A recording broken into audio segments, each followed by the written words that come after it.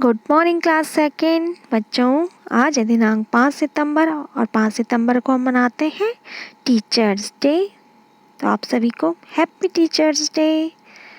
चलिए, आज है आपका सब्जेक्ट हिंदी व्याकरण। आप भी अपनी हिंदी व्याकरण की पुस्तक निकाल लीजिए और इसमें देखिए अध्याय संख्या 2 जिसका नाम है वर्ण विचार।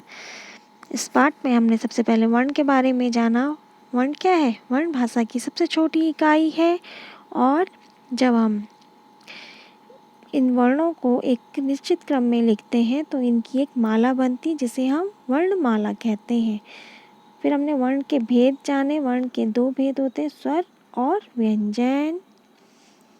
इसी में देखिए आप स्वरों की संख्या कितनी होती है? स्वरों की संख्या 11 होती है और व्यंजनों की संख्या 33 होती है। इसी में है संयुक्त व्यंजन। संयुक्त व्यंजनों की संख्या 4 होती है, छ, त्र, ज्ञ और श्रौ। ये चारों संयुक्त व्यंजन हैं। तो बच्चों देखिए आप इसमें आज आपको एक प्रश्न दिया जा रहा है जो स्वर व्यंजन और संयुक्त व्यंजन से संबंधित है। तो चलिए आप भी अपनी हिंदी की कॉपी निकाल लीजिए और उसमें सबसे पहले दिनांक डाल दीजिए आज की, फिर अध्याय संख्या, अध्याय का नाम, फिर प्रश्न संख्या डालो आप, फिर लिख लीजिए आप दिए गए शब्दों को पहचान कर उनका पहला अक्षर लिखें और बताइए कि वे स्वर है, व्यंजन है या संयुक्त व्यंजन है।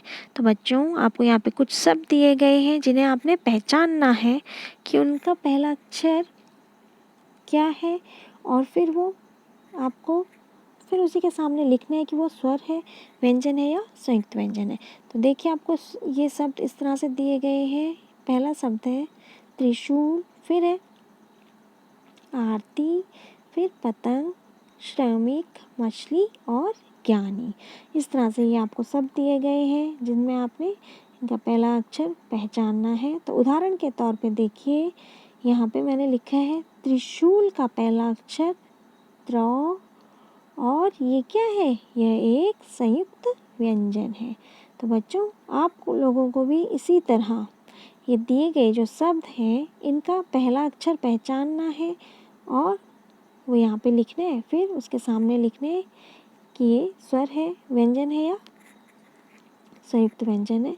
तो इस तरह आपको इन शब्दों का पहला अक्षर पहचान कर उनके सामने लिखना है। तो चलिए बच्चों आज ये कार्य आप अपनी हिंदी की कॉपी में कर लीजिए। ओके बच्चों, थैंक यू।